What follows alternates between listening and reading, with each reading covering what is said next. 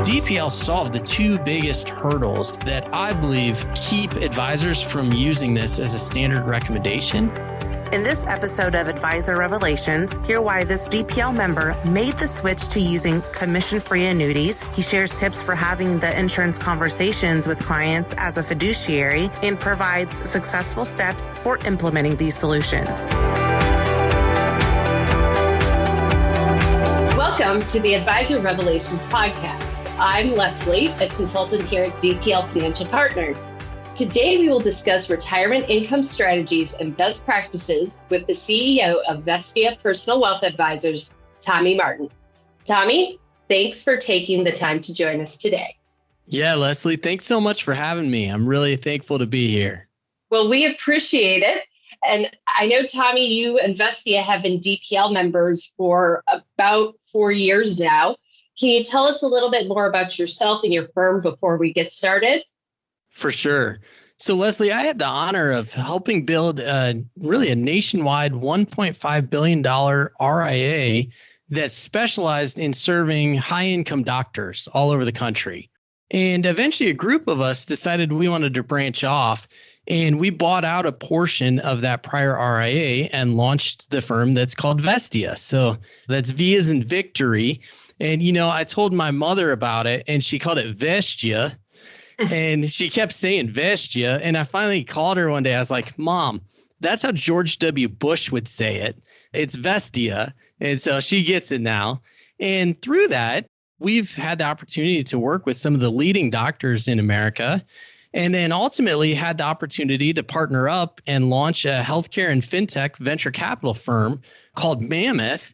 And that was really one of the first venture firms built from the ground up to serve RIAs. So it's given me really an opportunity to work all throughout the RIA space. And I'm still actively involved with strategy at Vestia, but spend most of my time these days actually on the venture capital side. Very cool. Thanks for that detail. Curiosity question here. Vestia sounds to me like a Latin word. What does that mean? What does that imply?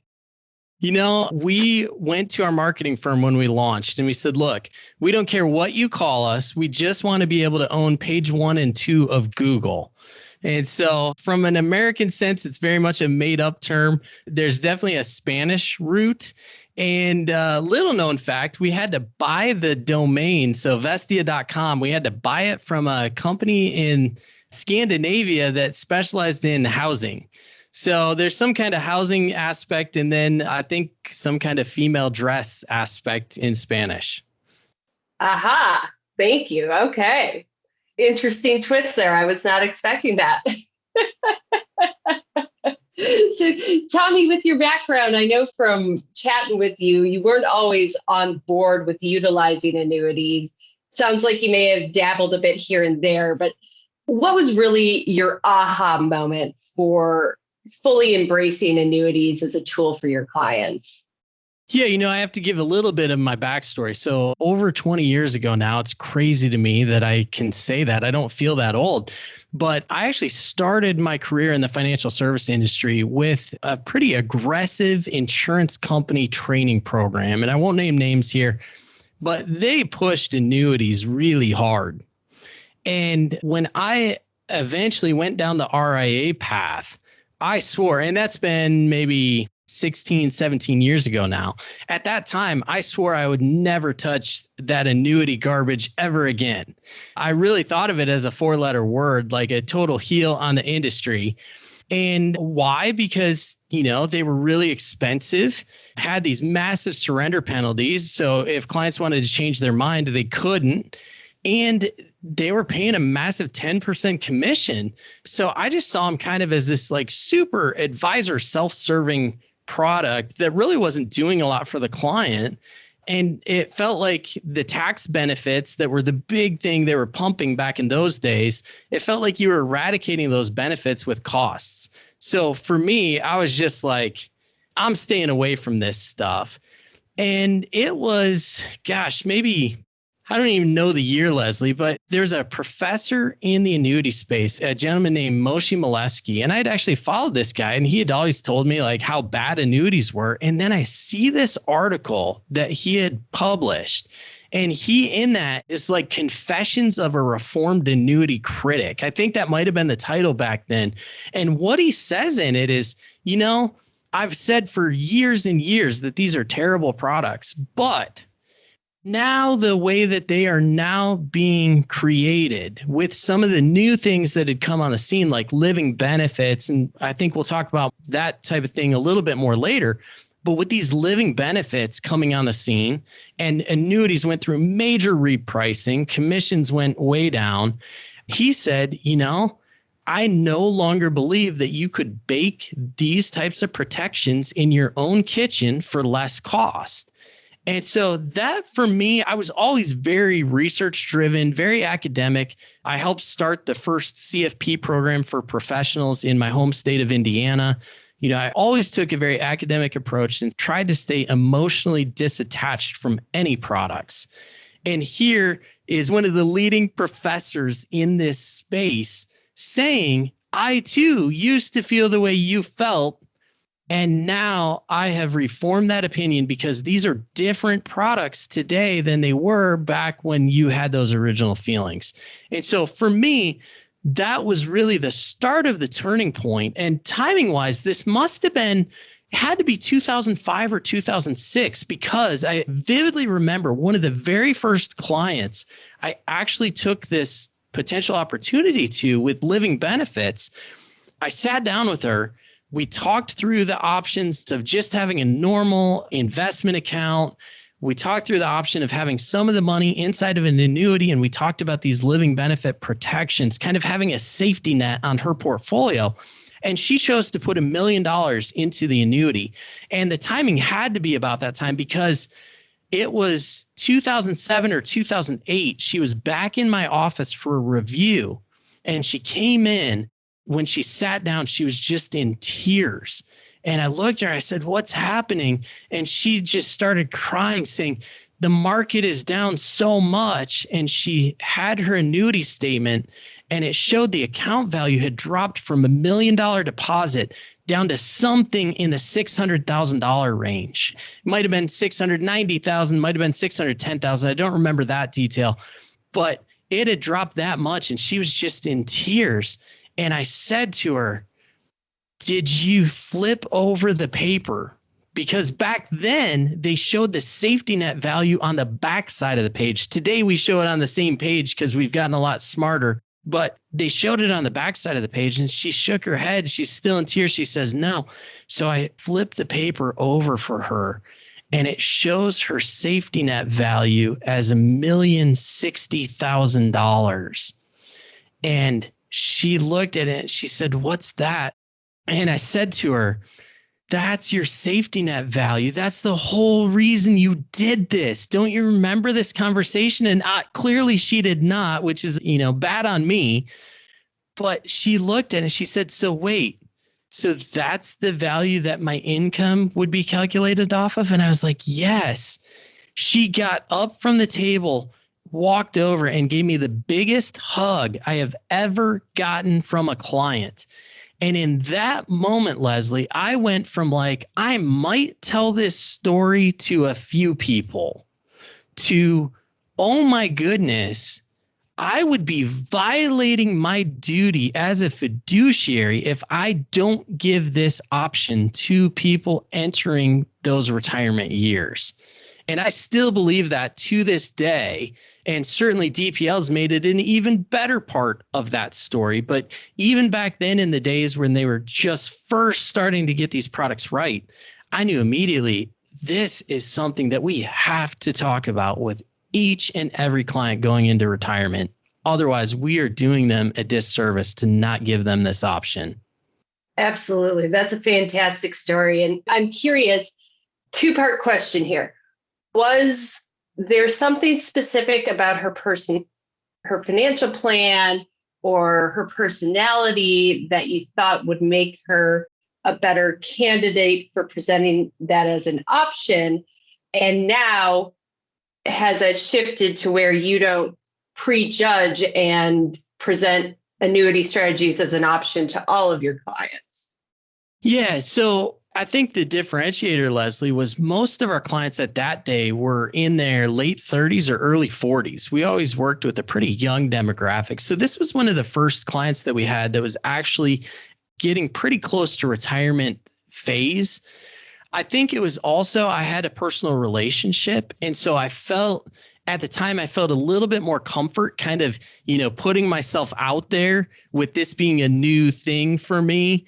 I felt like I could just kind of lay all my cards face up on the table and say to this friend, hey, look, this is something I used to think. I think I even told her, I used to think these things were a 4-letter word. This is really my first entry back into this space. And, I just want to give you all the options. There's no pressure one way or the other. I'm pretty sure back in those days, because this was not an RIA friendly product, I would have just fully disclosed to her what the commission was. And obviously on $1 million deposit is probably a pretty handsome commission, but I would have just told her exactly what it was. I was very willing to be very open about those things. And so, yeah, it was kind of a one-off at the time. Since then, obviously, we've had a lot of clients get closer to that retirement age. And so that's really for us, what kind of drives that conversation is timing, where we have this sense of, okay, they're going to be moving into the distribution phase sometime in the next 10 years or so. That really for us starts a trigger point of that conversation of, hey, we need to be thinking about your retirement and what you want that to look like. And there's lots of ways to do it well. These are some of the options our other clients are glad that we've talked with them about. And so, then we put it on the table for anybody. And it's not always right for every client, but at least I want them to know about it, because we're in this day and age, Leslie. It's like everybody right now is talking about mental health and long-term, even physical and mental challenges of stress. And how do we have the most happiness in retirement? And I continue to look at research on a regular basis. And I have not seen one piece of research come out of anywhere in academics yet that doesn't make it really clear that one of the most important factors of just low stress in retirement is having a guaranteed monthly paycheck that can pay your basic living expenses. And it really doesn't matter what decimal point those living expenses are, as long as you've got your basic expenses covered on a guaranteed paycheck basis, because that's what you're used to, then we know that people have a lot less stress in retirement. And I think that's what most people actually want. So I continue to be a huge advocate of, at least for those basic living expenses, food, clothing, shelter, property taxes, visiting your grandchildren, those things that you want to be able to do and not have to even think about it. Why would we not get protection in place for that? And so that's why now that's a regular conversation for us. What we're ultimately saying to them is, look, do you want some insurance on your nest egg? Like, you still insure your house, even though it's paid off. You still insure your car, even though it's paid off.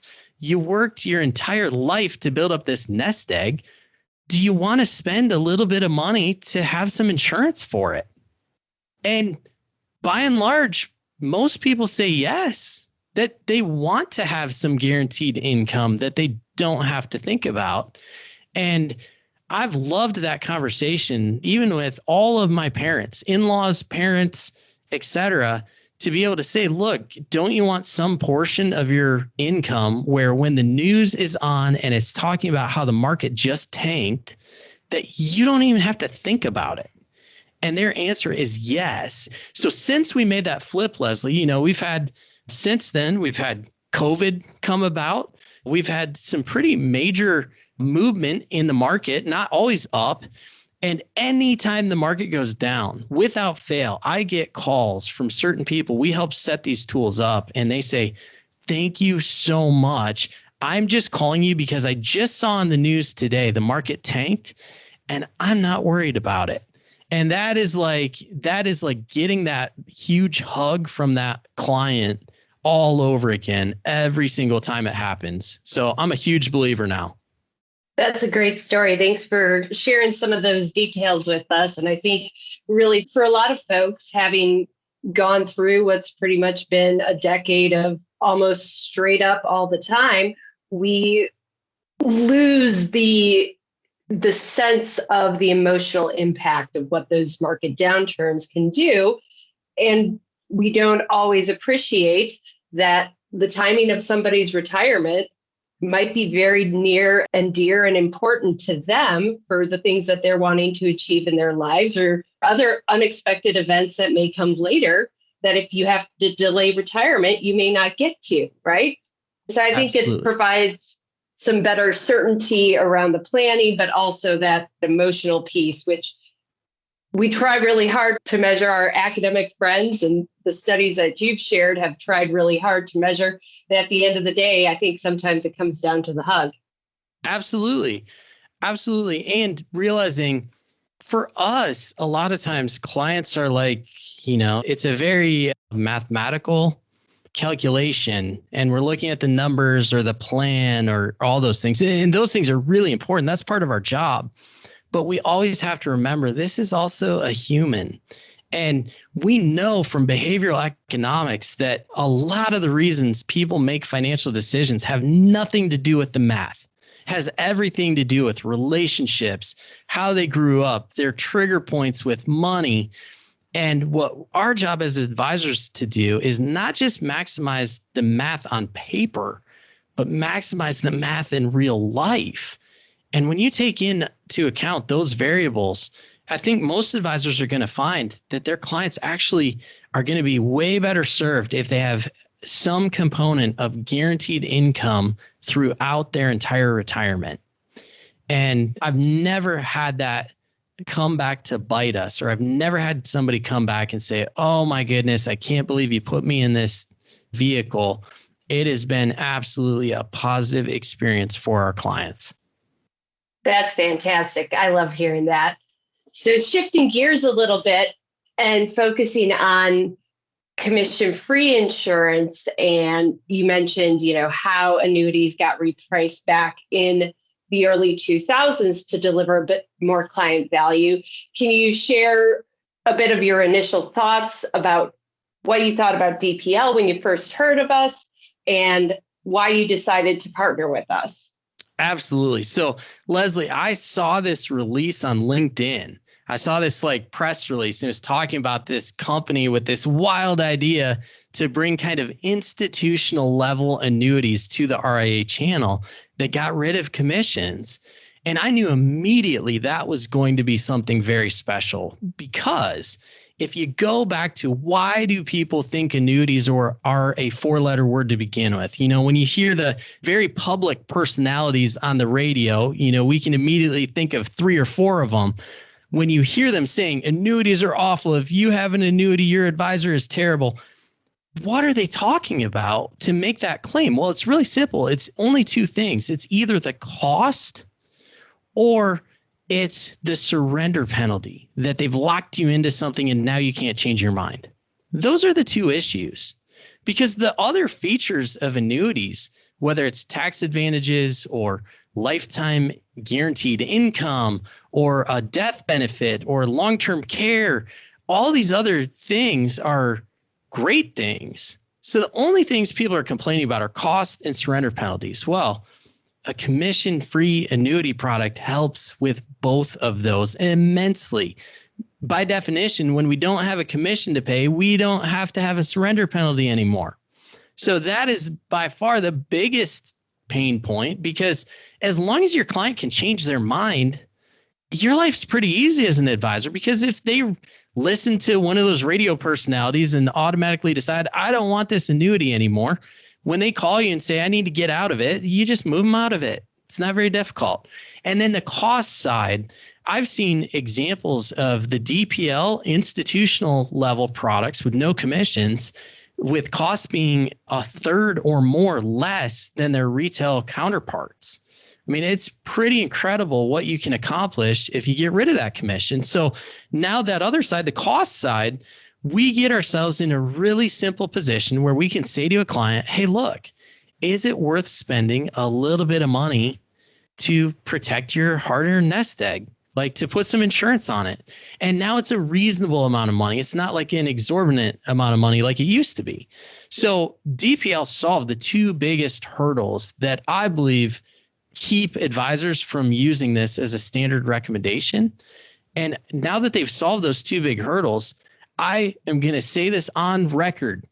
If advisors are not making this as an opportunity for their clients, I believe 100% they are violating their fiduciary duty to those clients, because it is their job to make sure their clients understand the best options for that client. And who are we to judge if that client should be paying for insurance for their nest egg or not? The client is the one who should be making that decision, not us as the advisor. And again, I'll also say, I don't think every client should have an annuity. But I think every client going into that distribution phase in retirement should have the discussion about an annuity, unless they have some massive pension plan from Dow Chemical, the way that my grandfather did. Great. I give them a free pass because they already have an annuity. It's just through their employer. Outside of a big pension, they need to have some guaranteed income options on the table. There's no better way to do that than through an annuity. I could not agree with you more on that sentiment. I think we look at some of the academic commentary out there, specifically around like probability of success and the idea that people, quote unquote, don't need an annuity because they have more than enough money. It negates that emotional and behavioral aspect of what's going on with the client's plan. You know, my parents have plenty of money. My mother thinks the only money that is savings money, that is safe money, is the money that's at the bank, right? And they own an annuity. They're incredibly happy with it. But for them, even having plenty of assets to fund their retirement and fund their long-term care if they end up needing it, adding that annuity for my mother has given her the ability to feel much more secure in their retirement plan and know that she's not going to be a bag lady. And that's something that probability can't tease out. That's right.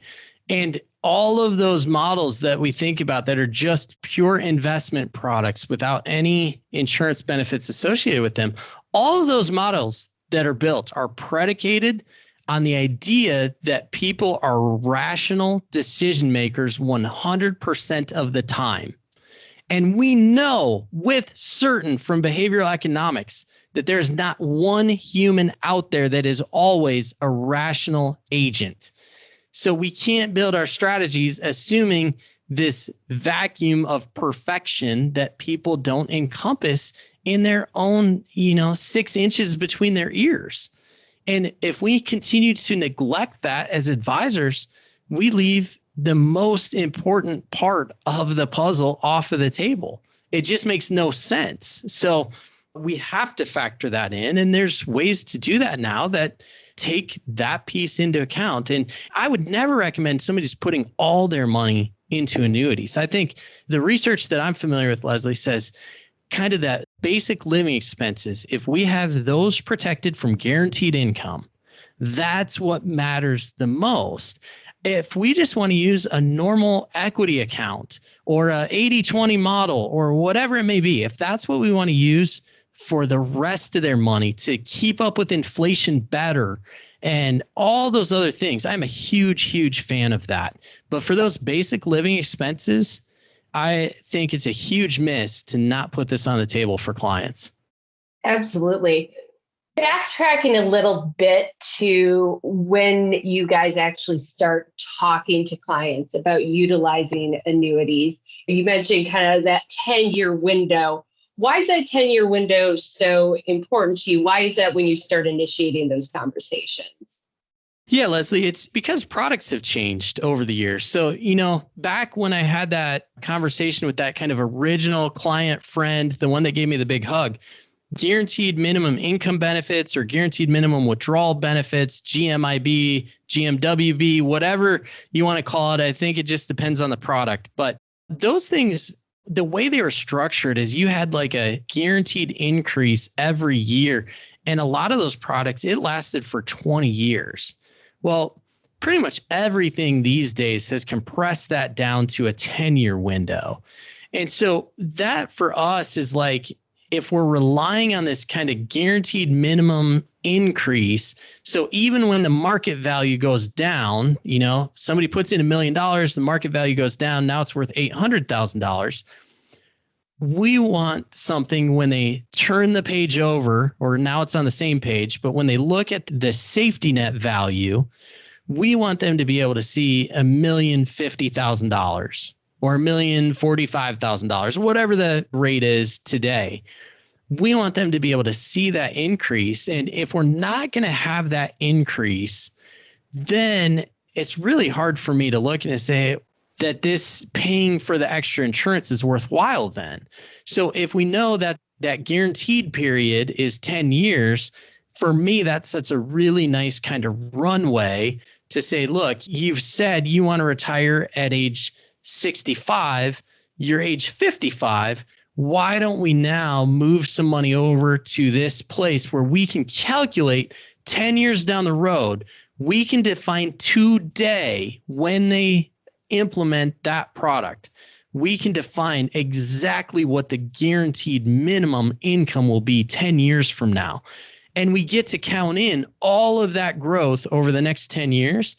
And obviously, Leslie, as you know, and hopefully our listeners know, if the market does better, then they're going to have more income. But from a planning standpoint, at age 55, 10 years before they're trying to retire, we can look at their plan and we can build in the guaranteed minimum income that we know is going to be there at age 65 in this case. And that is why we like to do it at that period, because it allows us to forecast an absolute worst case scenario. We no longer have to think about a Monte Carlo simulation and kind of pretend that that bottom 10% or 25% of scenarios doesn't exist. Now we know there's a minimum floor that they are going to be able to have a reasonably comfortable retirement no matter what happens. So that's why we like to start at that time, have that conversation, give them kind of 10 years of runway to season this thing. And then know if we want to, we flip that switch and start taking that guaranteed lifetime income for either them or them and their spouse. And with a lot of these products now, in the old days, you couldn't do that for a spouse with an IRA.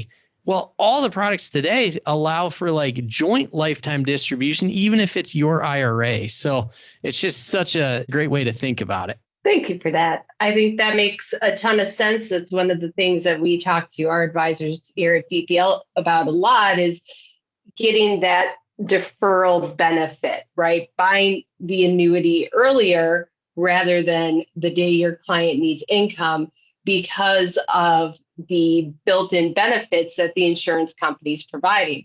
You're getting the same cost whether you turn on income today or you turn on income 10 years from now. So why wouldn't you allow your clients to benefit from building up some of that deferral credit before accessing the income? I think that makes a ton of sense. Absolutely. For sure. And, Leslie, one more way for advisors to kind of think about the benefits of these products are, if they call you at DPL and they say, Leslie, okay, I'm willing to listen. Show me an income calculation. Here's what I would challenge the advisor. Go look at safe withdrawal rate research. And, depending on the year and the researcher, that might float anywhere from 3 to 4%. Well, take that same $1 million and look at what is the payout on that safe withdrawal rate and just compare that to something that DPL has available. What you're often going to find is that that client can have a guaranteed withdrawal rate, not just a safe one, a guaranteed one that is 30% higher. I mean, it is a pretty significant increase. And certainly if the market goes down, it's an even bigger increase. But if we just kind of assume a normal market condition or a flat market, whatever you want to assume, it's going to be a significantly better payout. How can insurance companies do that? Because they work on both sides of the equation. They're not just supporting the idea of clients that live too long from the annuity side. On the flip side of that, they also have life insurance supporting clients who die sooner than expected. And so that is how they are able to have a significantly greater payout than bonds are. It's simple kind of economic math of having both sides of that risk equation allows that insurance company to provide a significantly greater payout. So that's how it works. So why wouldn't we want our clients to take advantage of that? That's a great question. It's one I ask myself many times a day some days. So Tommy, tell us a little bit about how specifically working with DPL is helping you employ some of these strategies and how Vestia is leveraging the partnership with your clients. Oh my gosh, it's been absolutely tremendous. So, okay, let's go back to the days before DPL. If we wanted to go learn about products, we had to either go out to lots of different annuity wholesalers who every single time they came in the door, they want you to sell their product and they're telling you why theirs is better than everybody else's. Obviously, it's a very biased system. Or alternatively, we go find a general agency and what they wanted you to sell, although they maybe cloaked it a little better, but usually what they wanted you to sell was whatever had the best management override payout baked into it. And, I've learned that over the years. I've owned a general agency. You get to see the overrides and you realize really quickly there's a wide differential from company A to company B on the management overrides they're paying out. So in the old days, we would have to go basically do our own research inside and out, every single product out there. And, if you think about Reg BI, part of Reg BI is you don't have to know every product under the sun, but you do need to make sure that you don't just get stuck on your favorite one product and you only do that product for everybody who comes in your door. Reg BI is alive. This was not like the DOL fiduciary rule that got squashed.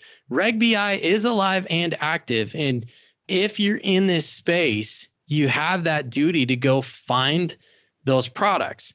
And so for us, that's just a burden. That would take a full-time employee to keep up with it because my experience is these products tend to change every 6 months or more. And we used to have spreadsheets and databases and people spending a whole bunch of time. And then the day we'd go do a product, it would change. And it was like we missed it by one day. What DPL allows us to do is they become like having 10 full-time employees who are constantly out there benchmarking products, making sure they understand the market inside and out. But you feel this sense of like they're on the client's team. They're not out there just pushing the product that's going to give them the biggest management override. We've never experienced any type of sales pressure from DPL or, whoa, you should really use this product and try to do it today because you're going to hit some big sales contest. It is every single time, it is 100% centered on what's this client's situation? Tell me more about it. Okay, tell me about this. We had a question here. Then, okay, here's a few options that we think could be a good fit. What do you think?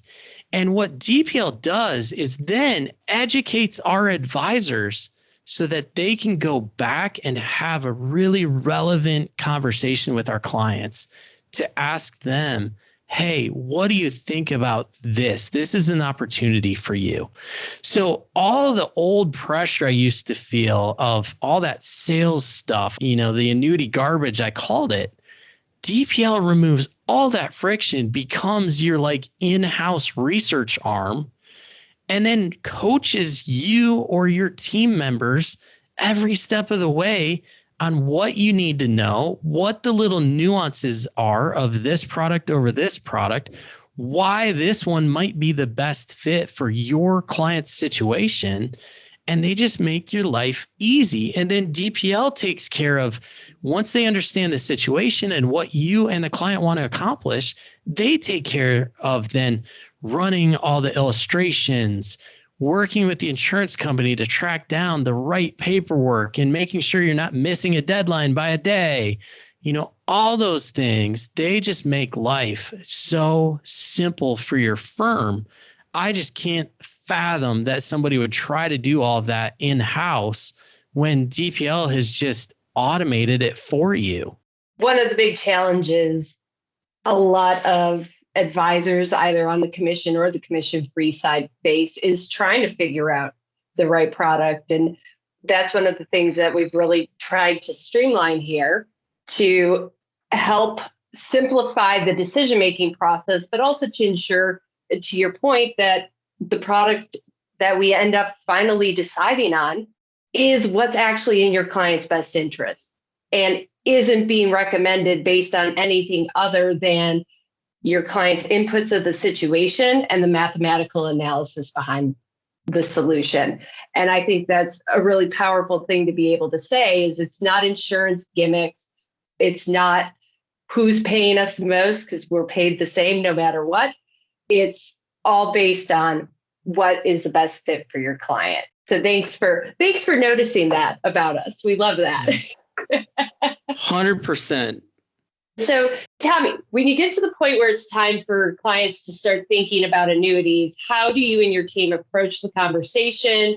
And how do you continue to demonstrate the value once clients actually own an annuity, but maybe haven't turned on the income? Yeah, this is such an important question, Leslie. So for any of our listeners out there that are, they're in an RIA and they're actually saying, maybe I should look at these things. Here's what I do want to say. The downside with annuities, and if anybody tries to tell you this isn't true, just run away because they're dead wrong. These are complex products. You take out a brokerage statement and you look at a value and you see the positions, and that's pretty simple. With an annuity, especially when you're talking about these guaranteed minimum income benefits or long-term care riders or on and on and on, these riders, these benefits are really, really well done in some products, but they're not easy to communicate. And so here's what I've learned kind of over the last, I guess almost 15 years of finally using these again, is the way that you communicate with your clients sets the tone for everything. So I'll give you some of my talking points that I use. I'm going to call this the plain English. This is like how do you help a client actually understand what their decision points are? First, we already said, hey, if it's reasonable, does it make sense at all for you to spend a little bit of money to have insurance on your portfolio? That's kind of my starting question. We already know the client's risk tolerance. We probably already know how they've handled some of those market conditions, but that's kind of a leading question. If it's reasonable, would it make sense at all to have any insurance on your portfolio, or are you fundamentally opposed to that concept? And what I'm trying to do there in that part of the conversations, Leslie, is just hit the nail on the head. If they've been listening to the radio personalities and they think annuities are a 4-letter word, I don't want to waste my time or their time. And so, are they fundamentally opposed to having some insurance on their nest egg or on their portfolio? If they say they're not fundamentally opposed to that, then great. Then I'm going to move into having a more focused conversation about how the guaranteed minimum income benefits work in an annuity. And I'm not going to take everybody through the entire conversation here, but here's my highlights. I like distinguishing between an account value, and I will also call that the lump sum value.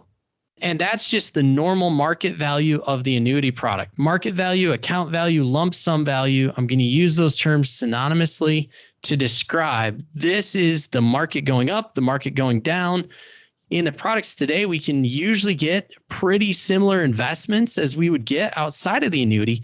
So the difference is this is the market going down with some extra cost for insurance on your portfolio. So if the market's up, you won't be up quite as much. If the market's down, you're going to be down a little more because you have some extra cost for the insurance. Okay. Pretty simple to understand that. I think anybody grasps that. The other equation from the guaranteed minimum income benefit is what I call the safety net value. And you've heard me say that a lot. I didn't make that term up. got it from a wholesaler a long time ago, but it really resonates and clients understand it. This is the value that is there because of the insurance on your portfolio. And I make sure they understand this is a no lump sum calculation. This is an income calculation, not a lump sum calculation. So we're really distinguishing. That's the most important thing the client needs to understand is liquidity. So they understand I can get a lump sum on this side. I can't get a lump sum on this side.